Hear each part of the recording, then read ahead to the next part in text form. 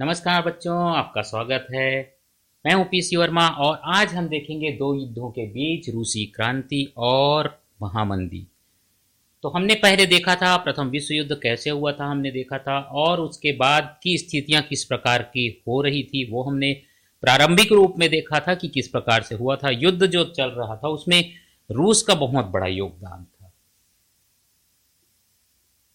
और रूस जो था युद्ध के बीच में हट गया था युद्ध से, चूंकि वहां की स्थितियां इस प्रकार की हो गई थी कि रूस को युद्ध से हटना पड़ा। क्रांति वहां पे हो गई थी और इस क्रांति के लिए हम आज देखेंगे कि क्रांति से पहले किस प्रकार के हालात थे और उसके बाद फिर हम अपने अगली वीडियो में देखेंगे कि कहाँ जो महामंदी हुआ, क्रांति हुई, किस प्रकार से हुई।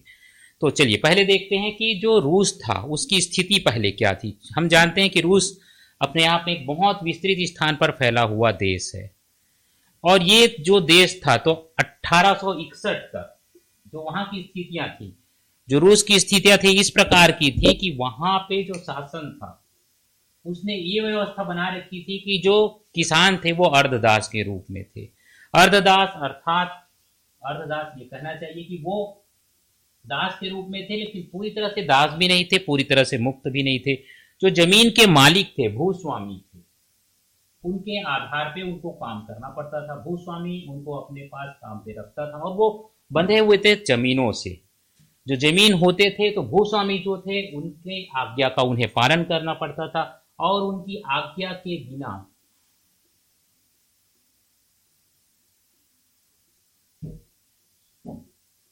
कोई काम नहीं कर पाते थे। तो ये एक तरह से उन्हें दास ही समझा जा सकता था कि वो दास के रूप में थे। भूस्वामी जो थे वो जब अपनी जमीनों को बेचता था एक से दूसरे को, तो जमीन के साथ साथ किसानों को भी बेच दिया जाता था।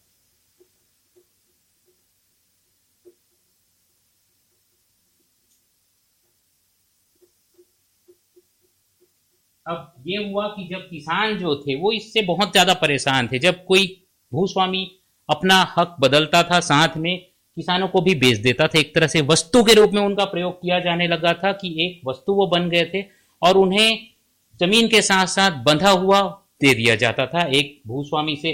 जैसे ये जमीन है, यहाँ पे 10 किसान हैं जिन्हें दास के रूप में रखा गया और इनका मालिक जो है वो राम प्रसाद मान लीजिए,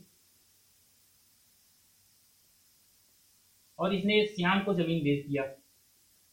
तो जब ये जमीन श्याम के पास गया तो ये पूरा जमीन जो है वो भी जाएगा और 10 किसान जो है वो भी श्याम के पास चले गए।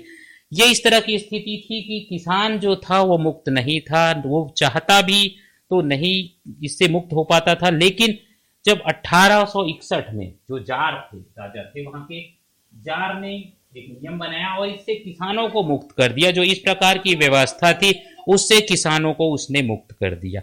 अब क्या हुआ, जो जमीन था वो भूस्वामियों के पास तो रहता था, लेकिन यह जो जमीन थी किराए के रूप में किसानों को दी जाने लगी।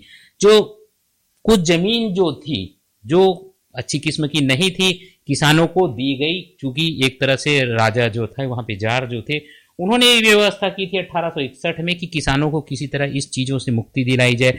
लोग मांग कर रहे थे कि ये चीजें होनी चाहिए, तो इसके लिए किसानों को किराए में दी जाती थी। ऐसी जमीनें किराए में दी जाती थी जो कि घटिया होती थी। अब जब ये रकम जो थी ये धीरे धीरे पटाना होता था इनको, किसानों को। अब इसके लिए उन्हें बहुत बड़ी रकम पटानी पड़ती थी। 1971 तक क्योंकि ये व्यवस्था हुई थी किराए में दी जाने वाली जमीनें, तो 1971 तक बहुत ज्यादा रकम ऋण के रूप में हो गई। अब इन्हें पटाने के लिए किसानों को बहुत ज्यादा मेहनत करना पड़ता था। धीरे धीरे धीरे धीरे वो रकम को चुकाने लगे, लेकिन इतना आसान नहीं था कि चूंकि जमीनें जो थी वो बहुत अच्छी नहीं थी, उनको किराए में जो दी गई थी, जो भूस्वामी थे, किसानों को मुक्ति तो मिली कि वो एक वस्तु की तरह से उनको नहीं रखा जाए, लेकिन फिर भी उनकी स्थिति बहुत नहीं बदली। अब जो जमीनें थी जो अच्छे किसानों के पास थी, जो बड़े किसान थे उनके पास थी, तो कुल मिलाकर अभी भी जो कब्जा था भूस्वामियों का था और जार का था, राजा का। तो एक तरह से इनका मिलकर किसानों पर अभी भी अधिकार था। तो ये जो अधिकार था लंबे समय तक हुआ, 1861 से 1971 कह रहा हूं 17 तक। 17 तक। तो 17 तक ये अधिकार रहा, बहुत लंबा समय था। यहाँ पे आप समझ सकते हैं 39 साल, फिर ये 17 साल, तो आप समझ सकते हैं लगभग 50 साल के आसपास का आप हिसाब लगा सकते हैं। 50-60 साल तक यही स्थिति रही, तो धीरे धीरे धीरे लोग परेशान हो गए। अब क्या हुआ, औद्योगिकरण हुआ 1880 के बाद। ये तो स्थिति थी किसानों की। अब इसके बाद औद्योगिकीकरण हुआ।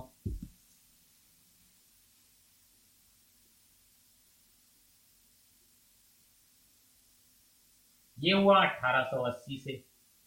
1880 से औद्योगिकरण करना प्रारंभ हुआ, लोग वस्तुओं का महत्व समझने लगे, अधिक से अधिक व्यापार वहां आने लगे। और ये व्यापार जो आने लगे, इसके कारण से हथियार बनने लगे। चूंकि युद्ध का समय आ गया था, वहां पे एक उन्माद का प्रभाव था, तो हथियार हुआ बना, रेल मार्ग बनने लगा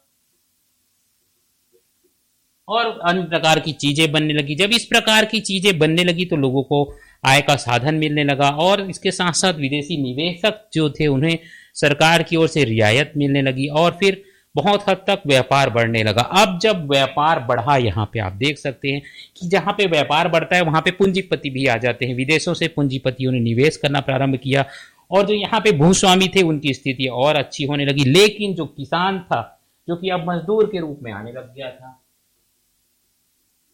उनकी स्थिति में भी कोई खास फर्क नहीं आया, क्योंकि वेतन उन्हें बहुत कम मिलता था। साथ ही साथ मजदूरों का, चूंकि इस समय पे औद्योगिकरण का प्रारंभ हुआ था, तो मजदूरों का संगठन भी बहुत ज्यादा अस्तित्व में नहीं था, और इसी के कारण से बहुत हद तक धीरे धीरे, चूंकि 1880 से औद्योगिकरण प्रारंभ हुआ था, उनको संगठन बनाने में समय लगा। तो 1917 आते आते उन्हें इसका बहुत ज्यादा लाभ मिलने लगा, क्योंकि अब 1917 जब आया तब उनकी स्थिति बेहतर हो गई, और उन्होंने अपने तरीके से चीजों को सोचना प्रारंभ किया। अब क्या हुआ, ज्यादातर मजदूर चूंकि गांव के थे, किसानों से जुड़े हुए थे, उनमें असंतोष तो पहले से ही था, और यहाँ का असंतोष मिलकर बहुत हद तक इसका कारण बना कि वो अब चीजों का विरोध करने लगे। अब क्या हुआ, ये सब होने के कारण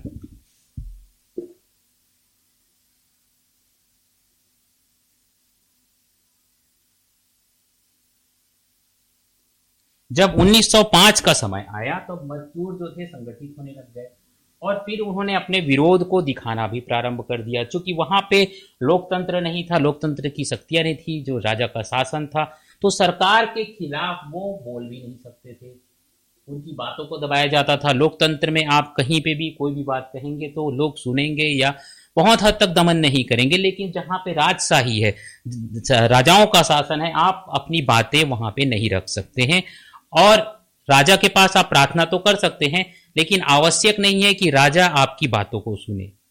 अब क्या हुआ, खुलकर आलोचना भी नहीं कर सकते थे, अधिकार उनको नहीं था इस राज्य में। इसके कारण गुप्त संगठन बने,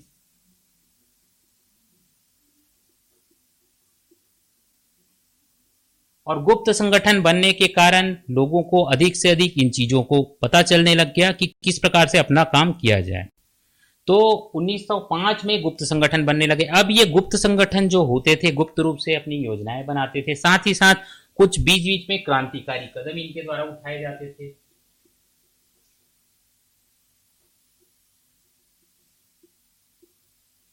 और ये अपनी उपस्थिति किसी भी प्रकार से दिखाते थे कि हम उपस्थित हैं, हमें आतंकी हमला हम कर रहे हैं, तो उनको ये लगता था कि ये करके वो ये दिखाना चाहते थे कि हमारे पास शक्तियां हैं। अब क्या हुआ, 1905 में रूस और जापान का युद्ध हुआ,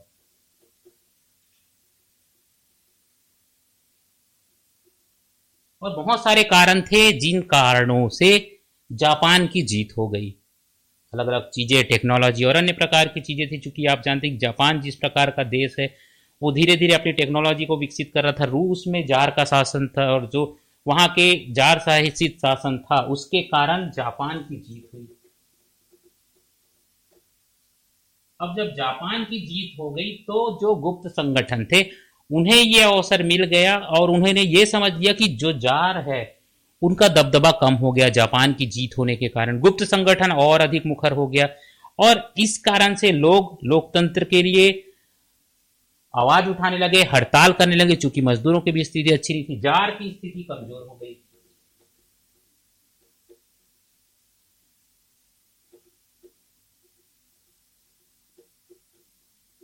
और इन सब कारणों के बीच जब युद्ध भी प्रारंभ हो गया तो बहुत सारे लोग युद्ध प्रारंभ होने से पहले बहुत सारे लोगों को दमनात्मक तरीके से काम किया गया। इसके साथ साथ जार जो था वो उनको अपनी बात सुनाने के लिए लोग जाते तो थे, लेकिन वो बात सुनते थे, लेकिन वो जो वहां पे एक डूमा होती थी, एक तरह का संसद होता था, लोगों का संगठन होता था जिसको नियुक्त करता था जार और उनकी बातें सुनता था। लेकिन जार उनकी बातें सुनता नहीं था, उनसे सिर्फ सलाह मशवरा करता था और करता अपने मन की था।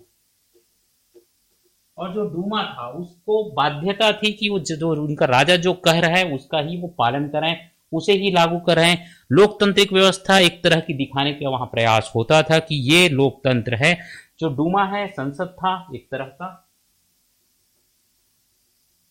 जिसको इसलिए रखा गया था कि ये दिखाया जा सके कि जनता का प्रतिनिधित्व है राजा के पास, मंत्रिमंडल एक तरह का था। लेकिन ये जो डूमा था पूरे तरीके से शासक के आदेशों का पालन करता था। किसी भी प्रस्ताव को यदि डूमा कुछ प्रस्ताव देता था तो जो राजा होता था वो चाहता था तो इसके प्रस्ताव को खारिज भी कर सकता था। अगर उसे लगता था कि ये चीज ठीक है तो उस पर विचार करता था, लेकिन जब उसको लगता था या अपनी मनमर्जी के साथ। अब इस आंदोलन को दबाया गया और जब ये सारी चीजें हुई तो अधिकतर जो डूमा है इसमें जो इसका जो गठन होता था वो भी इस प्रकार से होता था कि जार उसे करता था। इसमें अधिकतर प्रतिष्ठित लोग या संभ्रांत परिवारों के लोग ही होते थे। अब इनके पास इतना अधिक अनुभव नहीं होता था कि वो आम जनता की चीजों को समझ सके। और जब इसका विरोध किया गया तो बहुत हद तक लोगों को दबाया गया और लगभग 10,000 लोगों की मृत्यु हो गई और 75,000 लोगों को जेल में डाल दिया गया।